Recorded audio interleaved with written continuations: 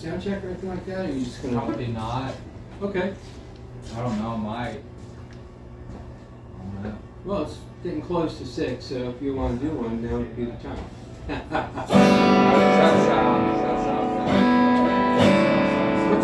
It sounds good. Put some vocal on there. mic check. Wait, I gotta turn it on. Yeah. Mic check. Yeah, that's okay.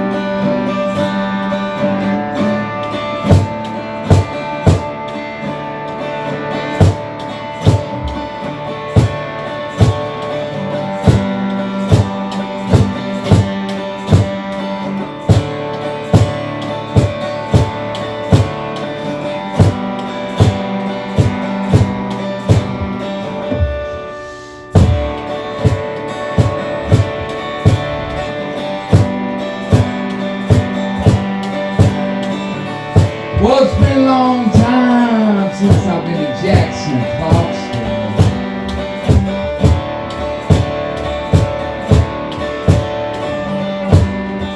You know I'm gonna get up on this here stage and fail. Good balance, man. Sounds good.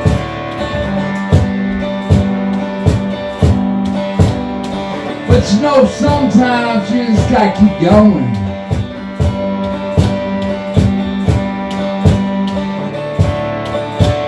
Like the no U-turn sign. Cause when you see that no U-turn sign, and you think to yourself,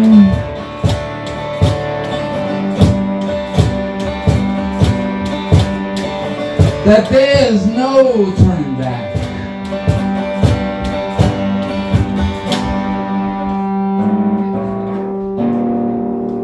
All right, buddy. You can, it's 6 o'clock if you want to start your set. I was already going through Oh, my is that what set. you were doing? I thought we were sound checking. Okay, I sorry. guess I'll start over, should I? Okay. Hey, thank you. I'm so glad that somebody's here.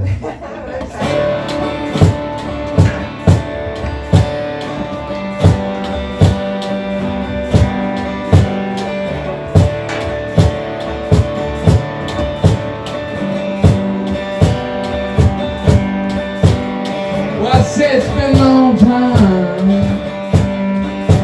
since I've been to Jackson, Clarksville.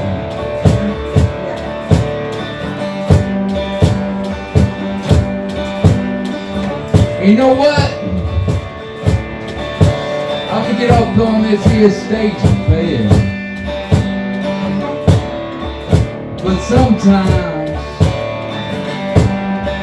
you see that no U-turn sign, and you think to yourself, there's no turning back.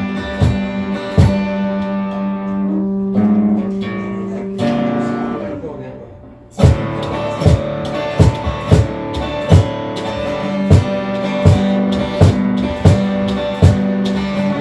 And then one day, I was in this hotel in Hendersonville, North Carolina. And this one riff came, and everything just made sense.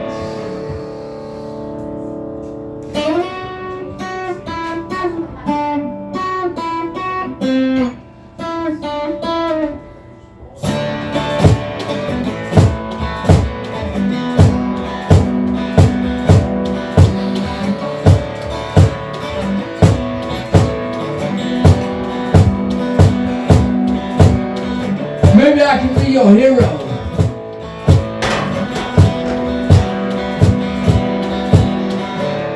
I had that chair there because it blocked the camera. Oh, sorry. That's alright. Sorry I'm being a diva. Sorry, I didn't realize. Maybe I can be your hero.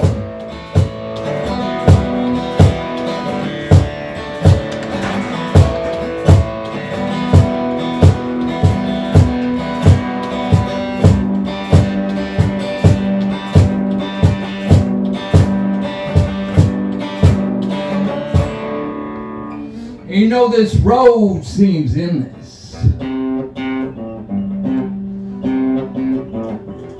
and all those things that happen along the way, I just can't pretend this.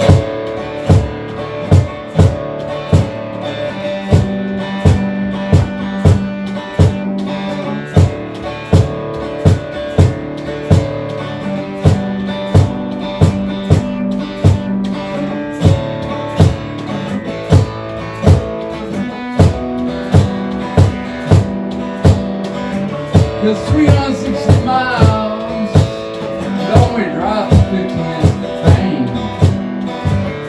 And when you're around here, it's all about choices, chance, and change.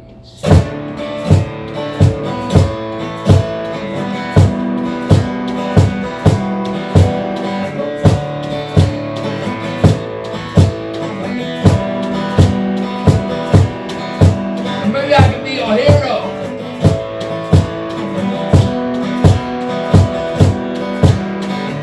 Maybe I can be your hero.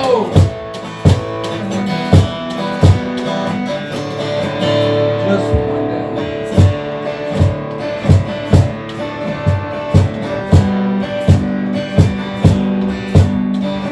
Well, she said that she gave up on us. Well, you know what? God damn it, I gave up on the radio.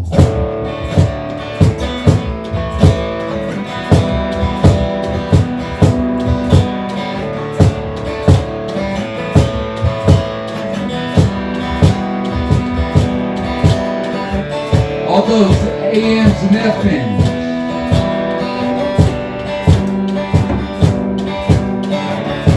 Never find my answer.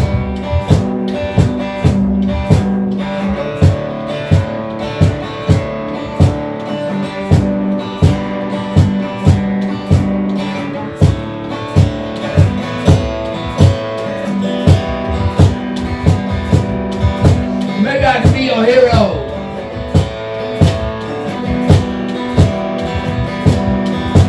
Maybe I can be your hero.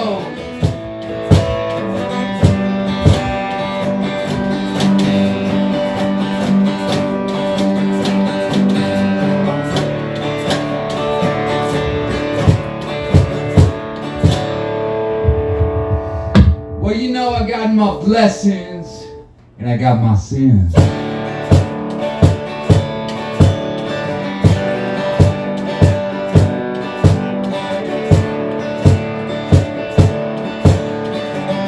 And I got confessions to my memory. And I'm listening to the same CDs that I've been listening to for the past 30 years now.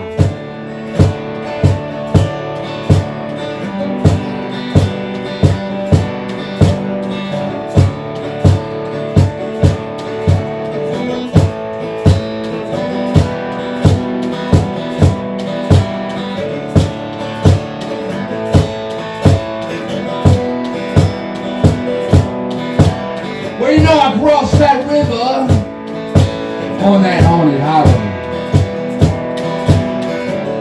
And I just didn't want to remember anymore.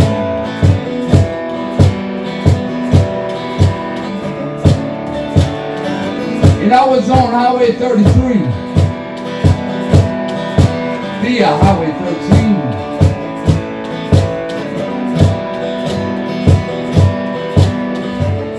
With my gauge on it.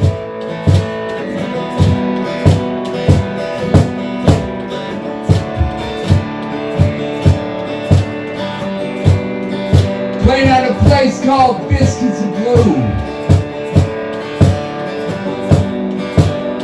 And a place called Natchez. That's Natchez, Mississippi.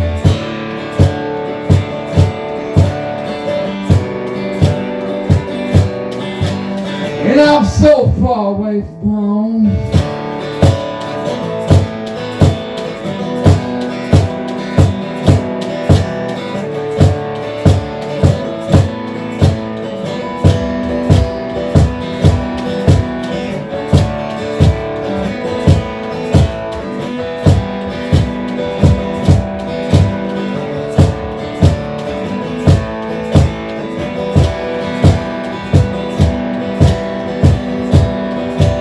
I'm north at 90.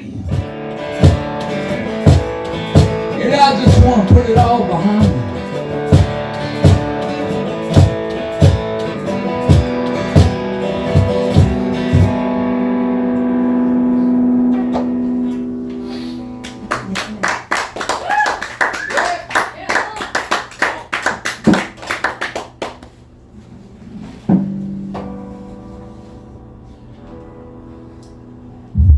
I said, come around here long enough. Come around here long enough. You find out what real and what fake is. Find out what real and what fake is. What true love and hate is.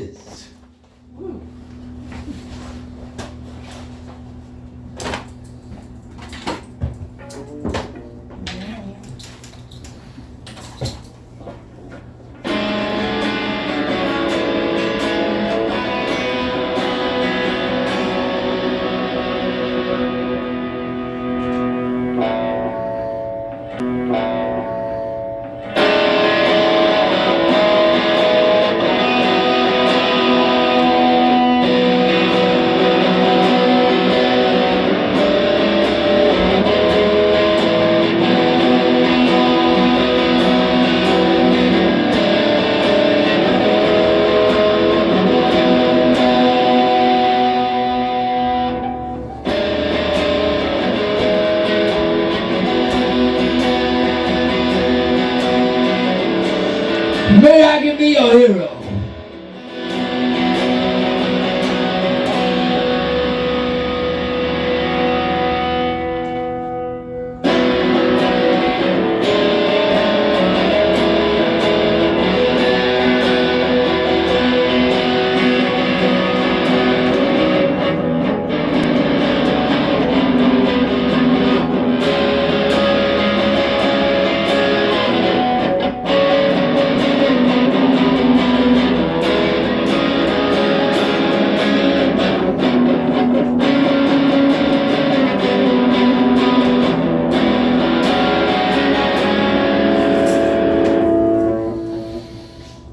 Now I'm heading down.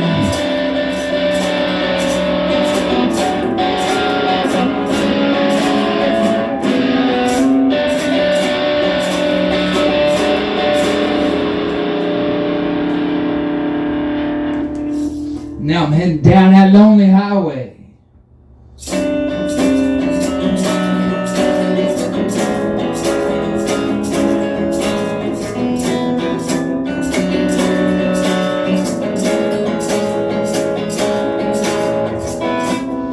Now I'm heading down that one-way street.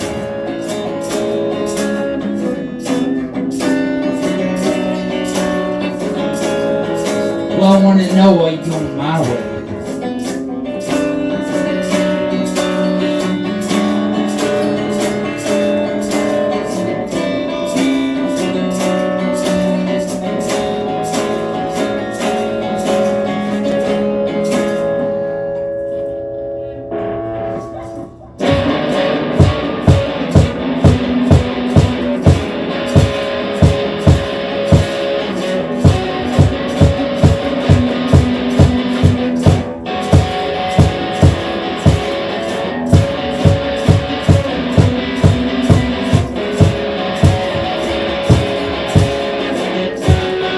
Someplace quiet.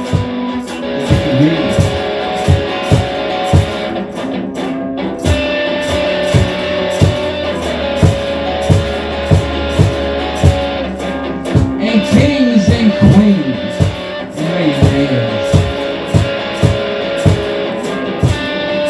They never know what I've known.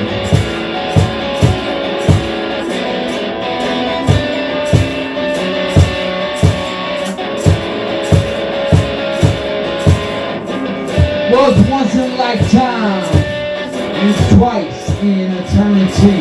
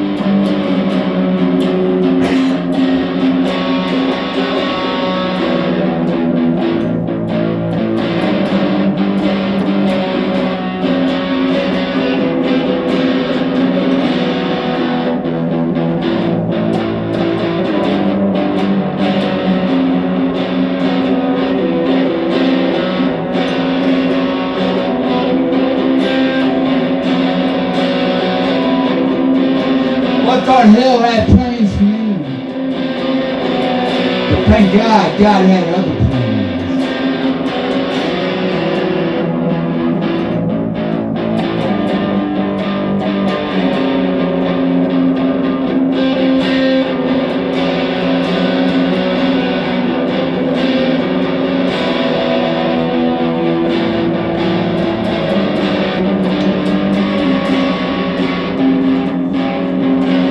So here I am counting my shooting star. Secret to all salvation is find out who we really are.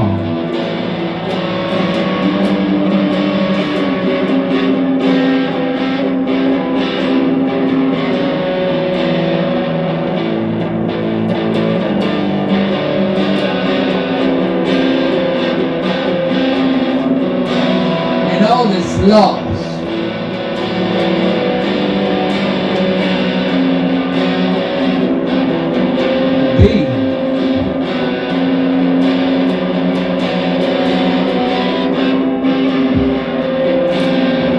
And all this track.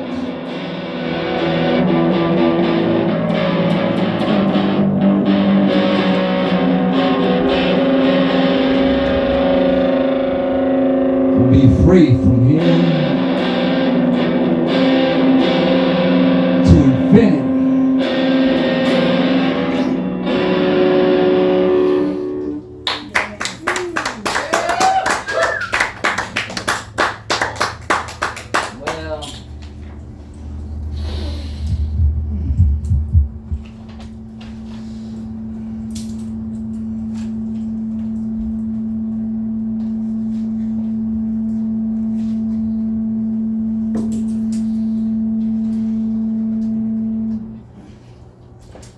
Do you really think that I don't know what they say about me?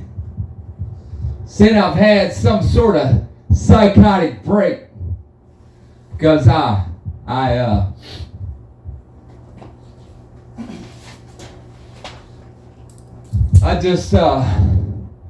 refuse to accept life on life's terms. But they're the real crooks, you know, in their black magic book, the diagnostic statistic of mental disorders. And I tried to tell them, like I'm telling you, you know, when one travels that space-time continuum, they come back with all sorts of symptoms that look a lot like mental illness. And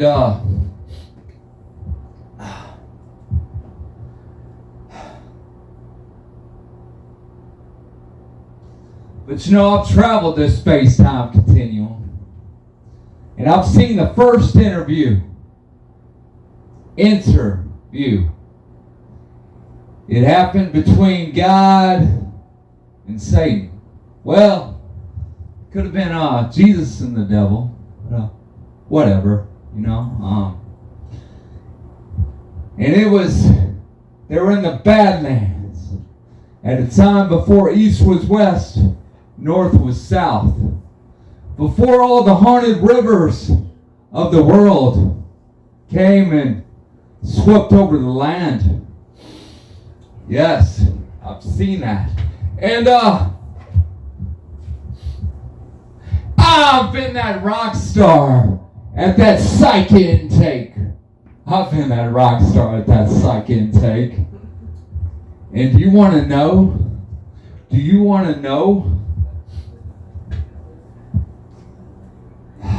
Well, anyway, Jesus and Satan were talking on this big mountaintop.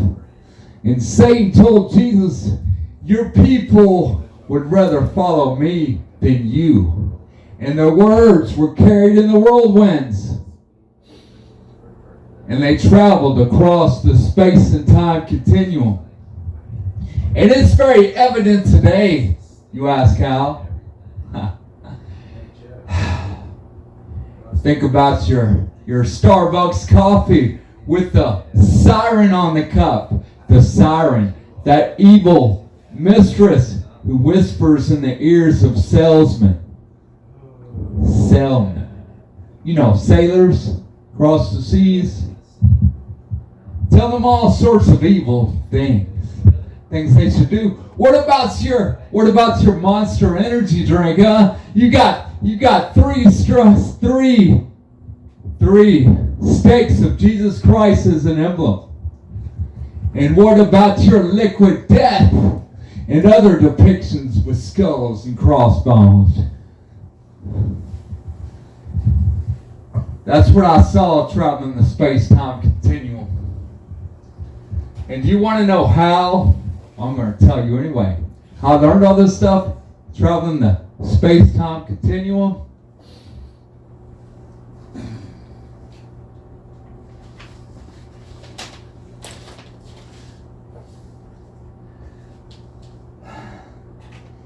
I got this and other knowledge transferred to my mind when some unseen entity came up and touched me on my forehead and transmitted all this knowledge. Into the laundromat at the end of that haunted Highway 49 in Gulfport, Mississippi. The rain was violent. It was one of those rains that it felt like nails come from the sky, indenting your skin. I walked outside the laundromat and I was too quick and didn't pay attention to what I was doing. I opened up my car door and I slammed the car door on my head and it cut me right. But in the unseen world, you see, the entity touched me. But you know, I came to this laundromat to see a friend who died a long, long time ago. Maybe someone there knew him or her. I dropped off that suit so they could know how I'm doing. I'm doing so much better now. You know, you're doing so much better now. But this entity that touched my forehead, it revealed things that were infinite. Not like, I don't know. And I'm guessing that all of the spiritual spiritual residuals were transmitted through the clothing. It's really, really difficult to say though. Was, is, will be what they see when you wear your clothes, you know? The words that were never said carried in the wind. There's so many things brought in and out of that laundromat, or any laundromat for that matter. You know, for that point, can clothes that are brought to a laundromat or even washed and dried in your home, can they ever really be cleaned? Can they ever really be cleaned? That's why used garments are cheaper, but they should be worth a lot more. The unseen things attached that never really go away. The actions influenced, manipulated through the perception. Even that feeling on your skin, that smell too, when you're wearing clothing. The smell of being unclean or clean. But you know, the truth is, there is no silence. Not in this world or any other world for that matter. Like grains of sand, the free will, the fate, what people see from the clothes, the pomp, the pompous, the humility, the degradation.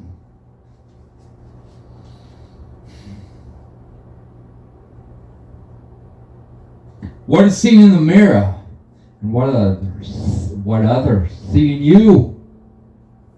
Lives torn away.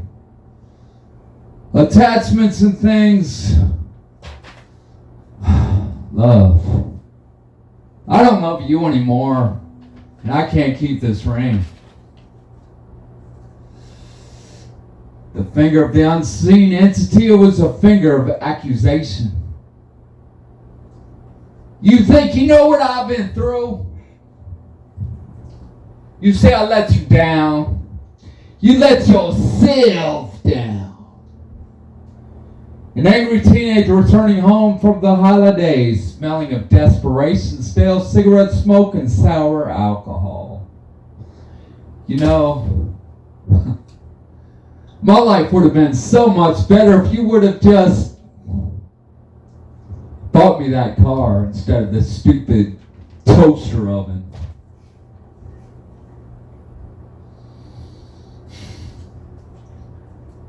I saw the overdue bills, the strange symptoms, felt strange symptoms of a heart attack in his chest.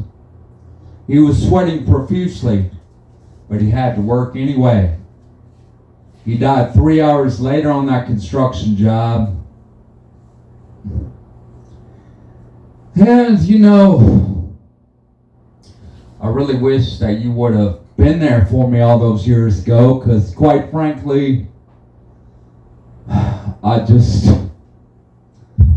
don't know which way to go now. Sorry.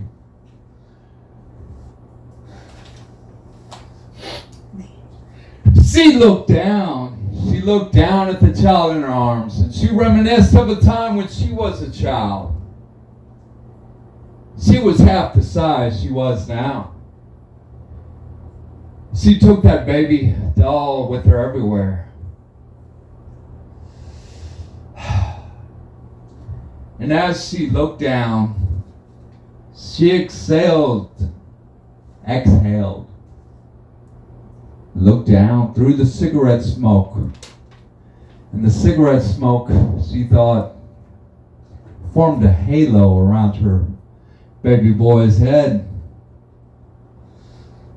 And before the cigarette smoke cleared around her infant's face,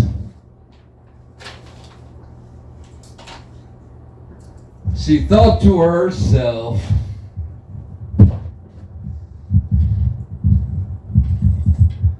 finally, I got one of my own.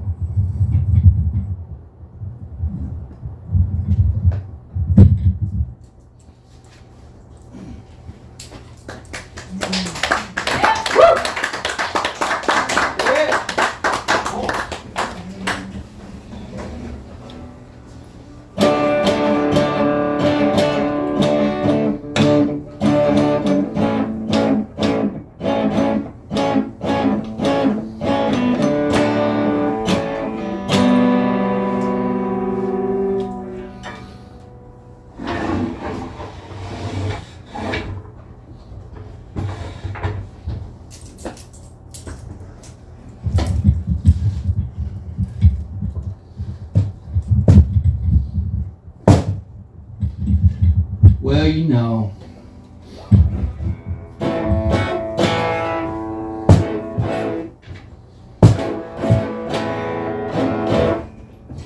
I got the self-inflicted scar.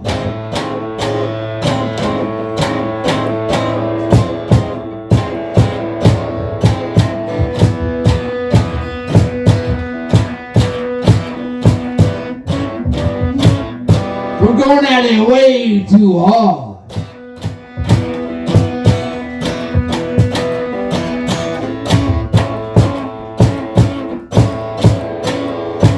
But you know, Bill's my character. You know, these times getting scarier.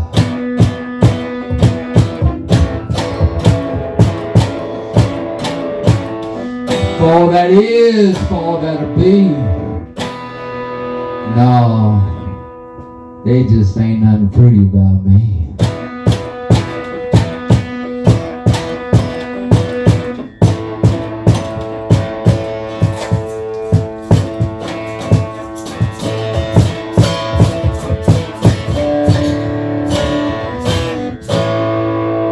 Call me cringe while you binge off that Fox CNN news.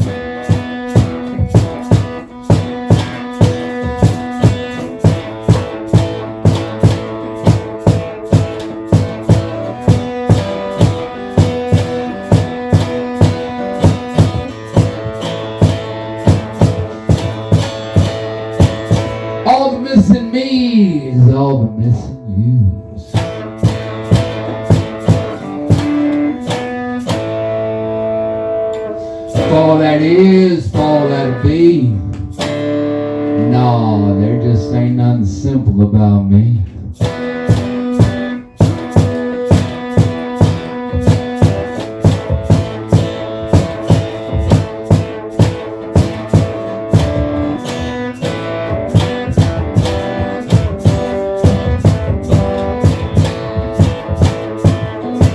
Ain't no people still falling to their knees before the Lord. And that shadow you running from is the one you running toward.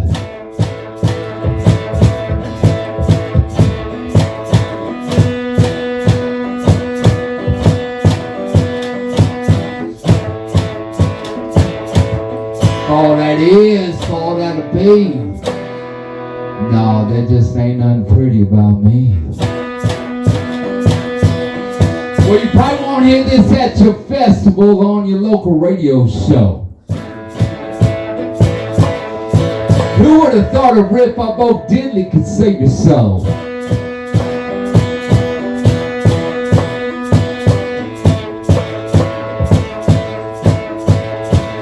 You ain't fooling nobody with your yellow. You only die once, right? You got one finger pointing to the sky, the other finger pointing below. All that is, all that'll be. No, there just ain't nothing simple about me.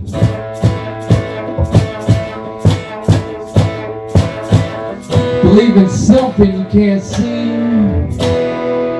and you'll be set free.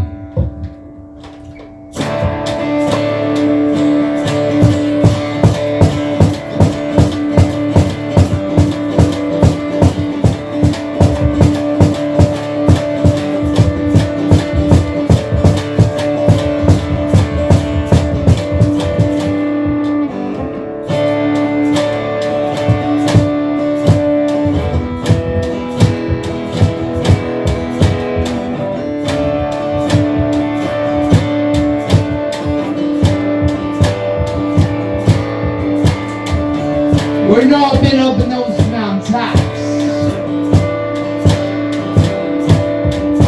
and I've been down in those valleys.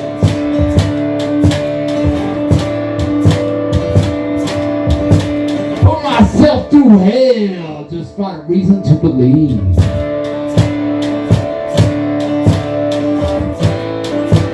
Never mean anything to me without you.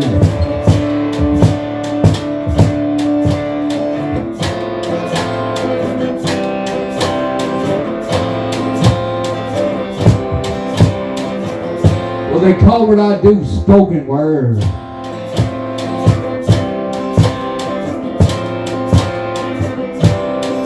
But how else should it be heard? Maybe a yellow whisper.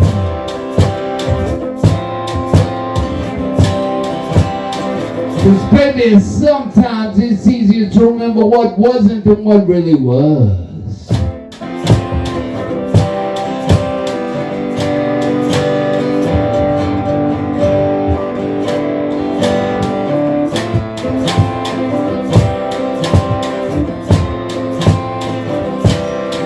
Spend my years just hoping and hoping, and all your promises have been broken.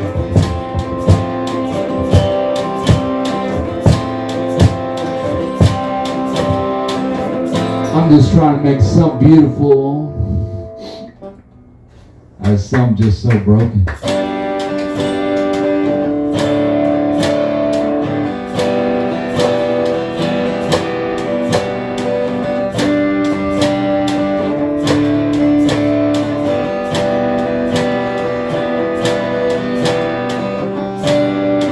We're the children of the damned. We got a struggle that no one wants to understand.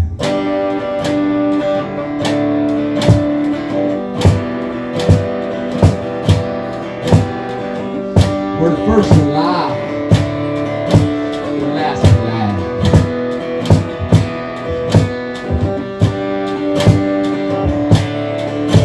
The first to die, the last to grab.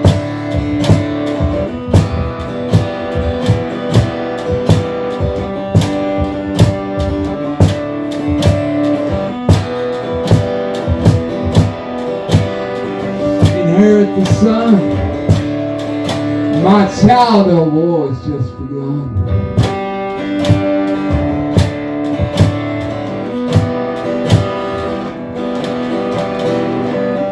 Inherit the sun. My child, the war has just begun. We have no name. We're not allowed to feel any pain.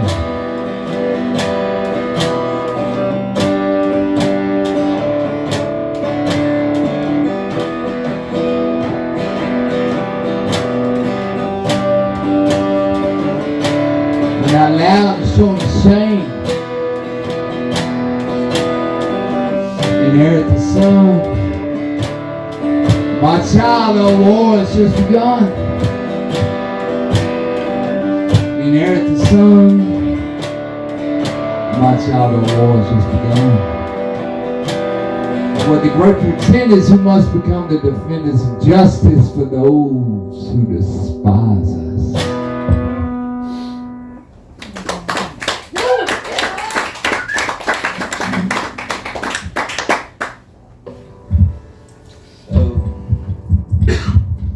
So anyway, there was like this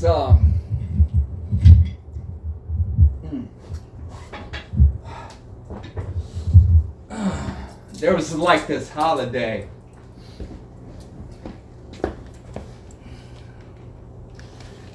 There was this holiday, you know the holidays. Let's have a holiday.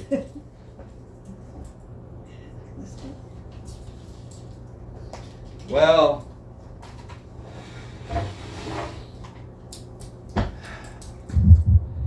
there's this river that passes through hell. To get across that river, one must pay the ferryman, Karen.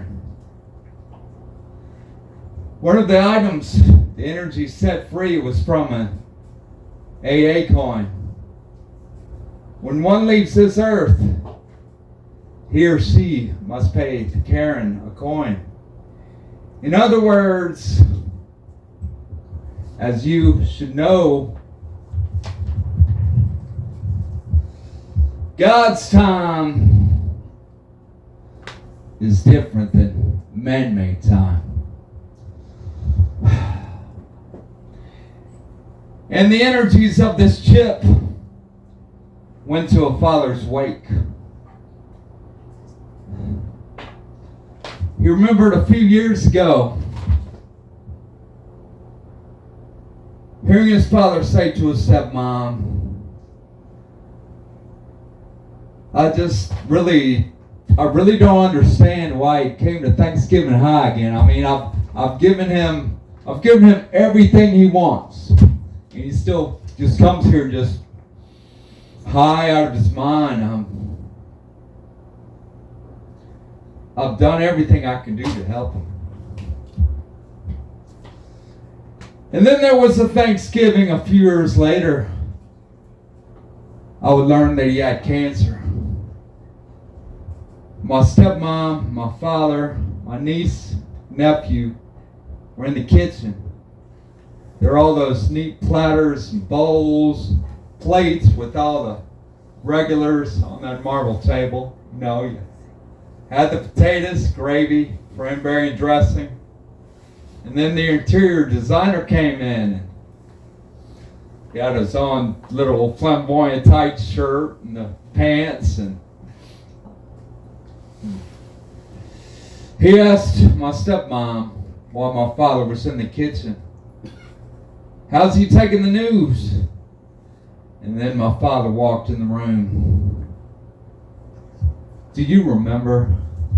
Do you remember being high and drunk and telling your parents how they ruined your life? It's your fault I don't have anything. It's your fault all my lovers leave me. It's your fault because you treated me so bad.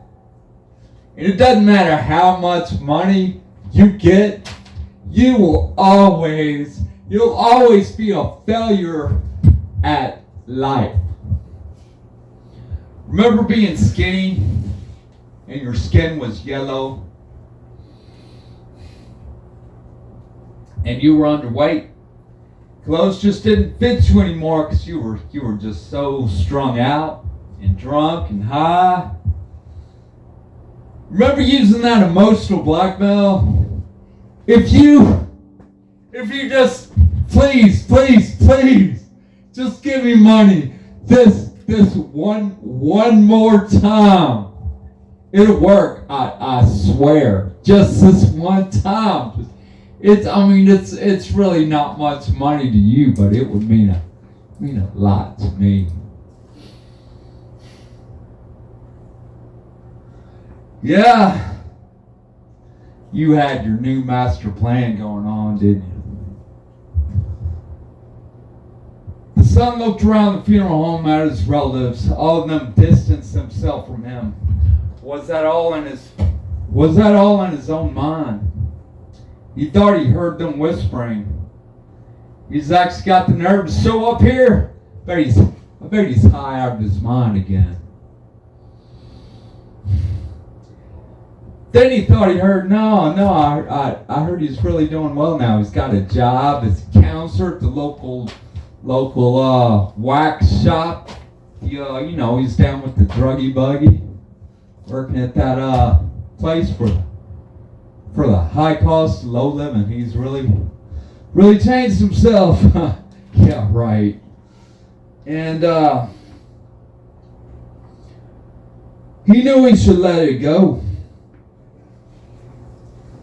And his eyes were clouded with unfallen tears, and he was really wise to wear those black sunglasses to the wake. And he walked in that back room.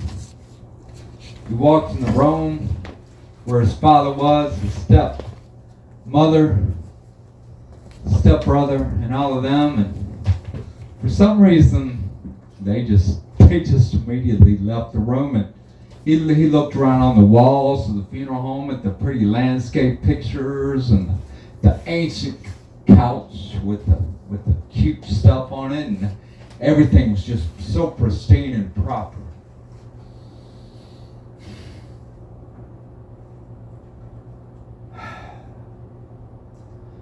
I remember minutes later after that feast, he was compelled to tell me he had liver cancer. And I thought about it, when you get really sick and somebody says, well, I'll pray for you. Does that mean, yeah, they're probably going to pray for you to get better health, right? But what if it's God's will for you to die? The casket was open, and the ugly voices that came back.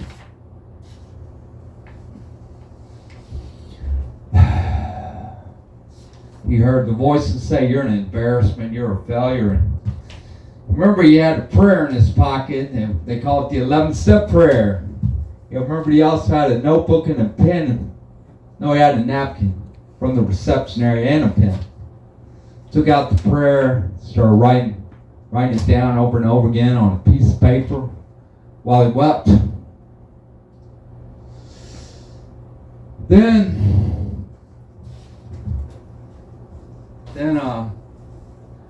he took a recovery coin out of his pant pocket, and he put it in his father's coat pocket. I judge myself by my intentions, but the world, they judge me by my actions. He waited in that line. He had no food to drink. He could fall asleep, but when he woke up, he'd definitely lose his place in line. And there's only so much you can say when you're waiting for so long.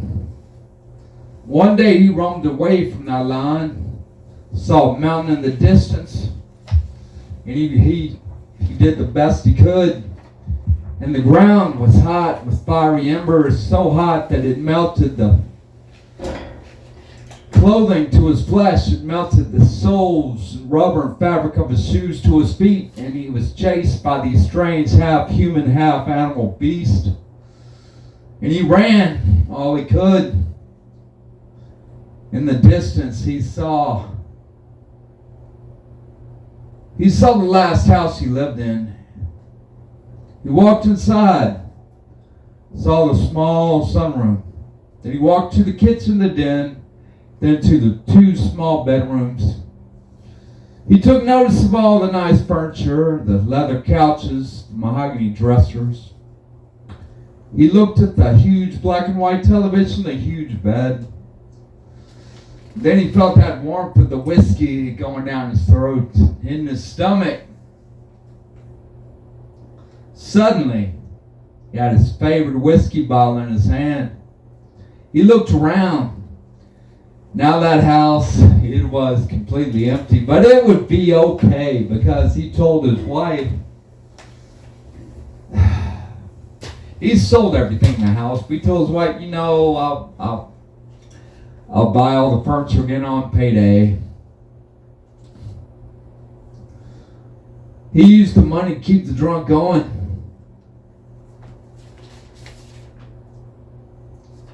And then he looked out the window and he saw 5 bodies hanging from a large oak tree. Then he realized he was in his childhood home. That was the first time he saw blacks killed. And there was all the neighbors came out for the feast, gather around the lifeless bodies, gossip and chat about their lives going on. And he remembered the last one he killed. It was lodged in his memory. He was drunk driving through the country roads, chasing one down, screaming, "Run! Run!" He chased that man all the way down to his driveway, and when he walked up on him and shot him point blank range in the head, and the blood splattered on the ground and all the head mud, he realized it was right in front of that man's son, and that son, he wailed and cried. And that just stuck in his memory, and it didn't matter how much alcohol he drank, that memory just would not leave him.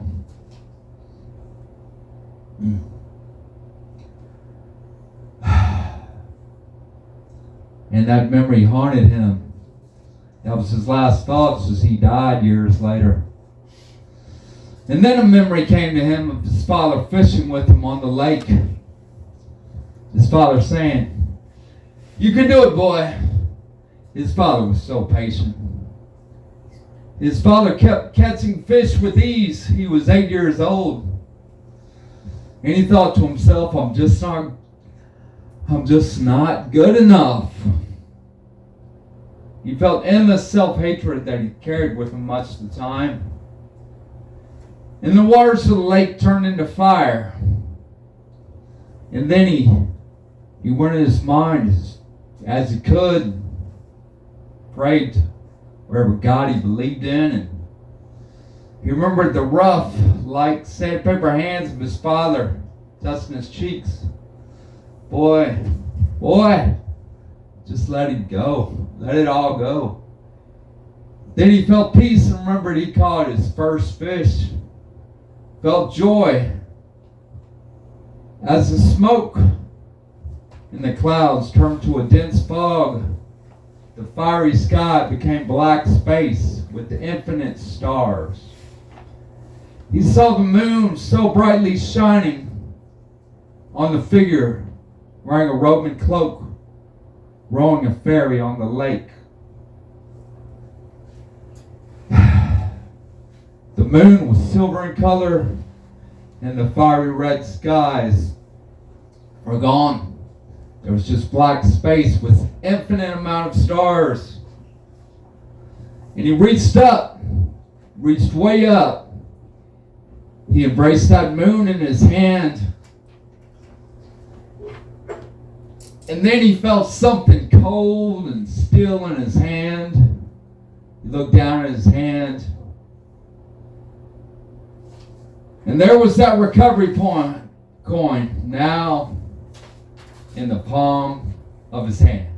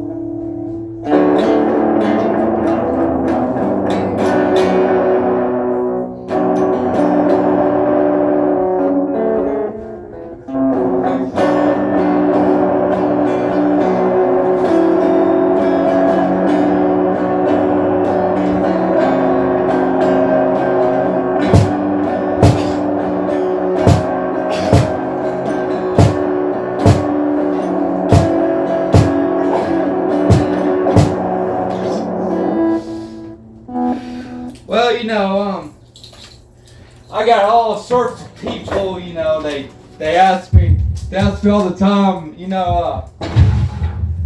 where the hell do you get all these crazy fucking ideas? Pardon me. Where do you get all these ideas from? Well, I get a lot of my ideas by changing points of view. You see, when I change points of view, I get different perspectives of why certain things happen to certain people in this life. Having these points of view, I dare to implore that one can even travel across the space and time continuum. They can even travel across dimensions or pocket dimensions, and sometimes I get my best ideas when I go to graveyards and play my guitar.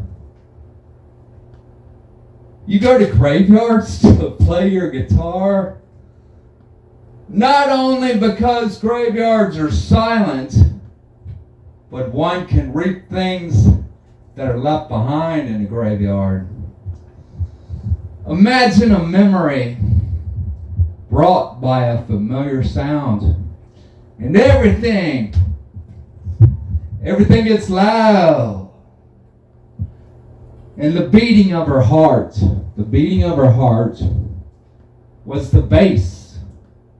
The winds carrying the sound of cicadas, locusts, beetles, the chirping of birds became my treble. She was stuck in a moment while she saw the sun setting rays releasing savage fingers that manipulated the shadows upon the tombstones.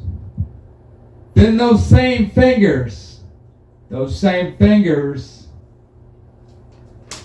they painted the sky orange, red, pink to gray. Then the illumination through the street's light and the fool's glare faded. The full's moon, the glare, it was strange. It made everything the color of a pale green. Kind of like she stepped outside of herself and she saw me in this puddle. And the puddle was in an oak tree's root that was above the ground. And I was playing my guitar in the spot where she could not return. My melodies added to the ethereal. There was a voice. I want to die. But I mean, I want to die. What does that really mean anyway? But then somebody had to interfere with shiny red, white, and blue lights with the intercom and a siren.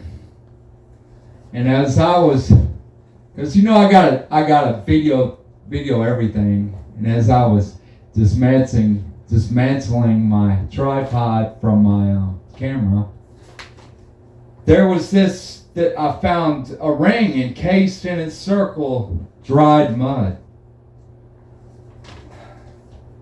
Okay, so you play guitar at a graveyard, but you really have no intention of hurting yourself or anyone else, and you have no intention of desecrating any of the graves, do you?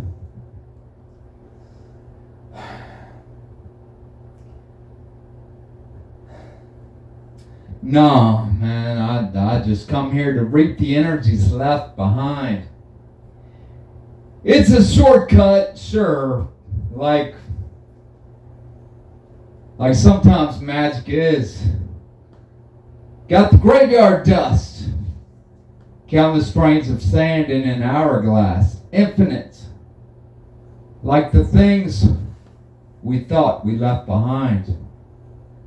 Then Sergeant Lott, he asked me, when was the last time that you did drugs? When was the last time you did drugs, son? He was huffing and puffing that cigarette trying to intimidate me. And at the same time, perhaps in a different place, then I took the ring out of my pocket. I slid it very slowly across the table to Sergeant Lott. And the wrinkles that seemed to be the stitches that kept the paper skin on his skull seemingly disappeared. His face got fuller. And he couldn't hide behind fear any longer. His eyes filled with tears, a release of all those years of pain. But of course, he left the room, left his cigarette still burning in the ashtray, and I watched the smoke rise. And it reminded me of a few long minutes earlier when I was at the entrance of the cemetery gates, and I opened that Planche energy drink. The sound of the opening of the can, the breath out of releasing things that trap you, imprison you. Precipitation released the apparition. The guidance took its form, and I followed it to where I needed to be a channel. You should really protect yourself. Sergeant Lott said when he re-entered the room and handed me a Bible, then he says, you're free to go now.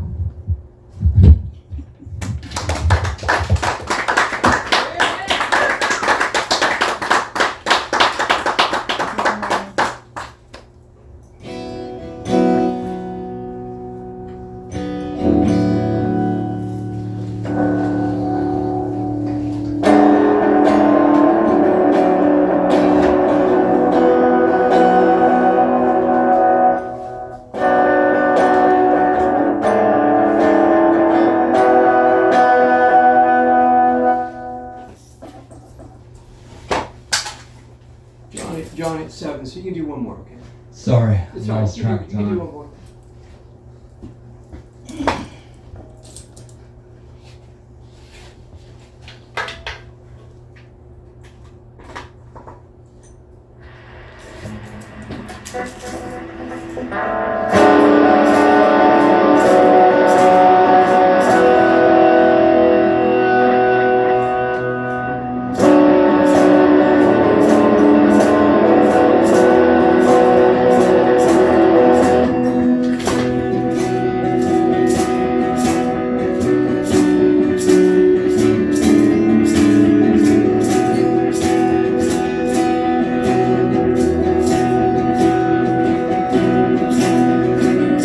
They don't know which way you're gonna go.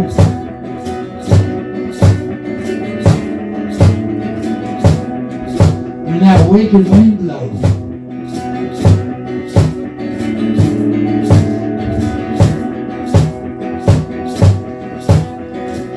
but your hate became my hate. My hate became yours.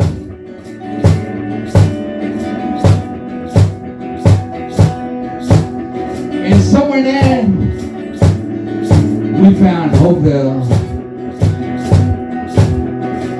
Dum diddy dum.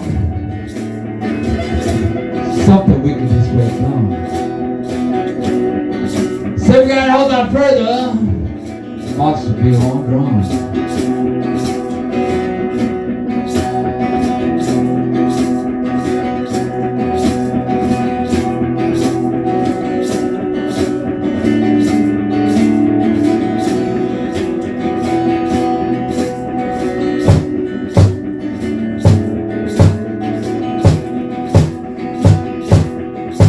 We got a whole lot further than I thought we would. Say it ain't no good. Think about how it could have been. Some told me we never go home again.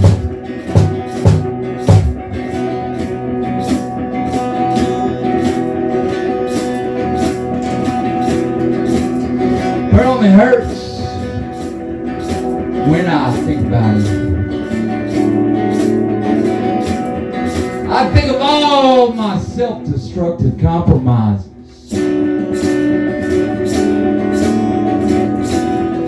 Don't you know the government, they got this master plan to divide us.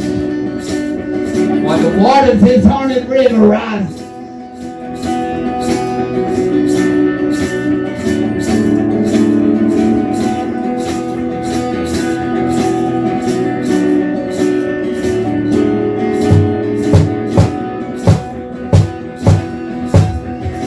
They don't know which way gonna go when that whirlwind blows.